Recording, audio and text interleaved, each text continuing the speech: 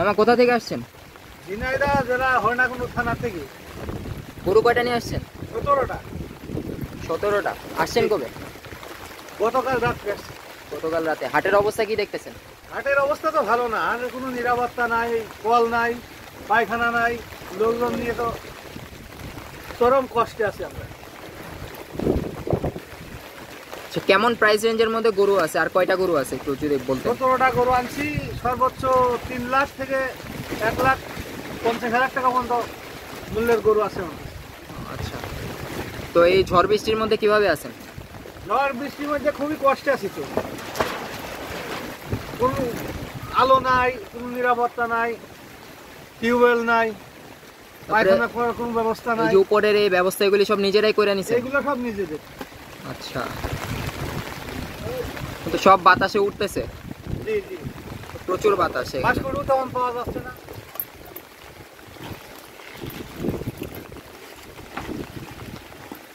এটার ওজন কেমন আছে? এটা 8.5 মণ মতো আছে। 8.5 মণ। এটা কেমন চাইতেছেন? এটা 3 লক্ষ টাকা। হয়তো এখনো কাস্টমার আসে নাই হাটে, আসলে পরে দামাদামি হবে, তারপরে বোঝাপড়া কইরা তারপরে যে দামে বেচা হয় আর কি। জি জি। আচ্ছা ঠিক আছে মামা। মামা কি অবস্থায় আছেন এই ঝড়ের বৃষ্টির ভিতরে? বেশি সমস্যা খাওয়া হাগার, পানি নেই, যে পানি মধ্যে হাইতে সেই পানি নেই।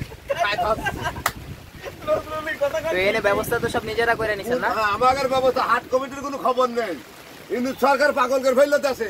হাট তো মনে হয় এখনো টেন্ডার পায় নাই, এখন তো সব চেঞ্জ হয়েছে তো লোকজন, এখন কবে ঠিক হবে তাও শিওর না। কয়টা দিন কষ্ট করেন, আল্লাহ নিশ্চয়ই ভালো একটা ব্যবস্থা করবে। এরকম কষ্ট করা যায় না, আনা বারো তারা আছে। গরু কয়টা নিয়ে আসছেন? 3 দিন হইলো আসছেন? 17টা।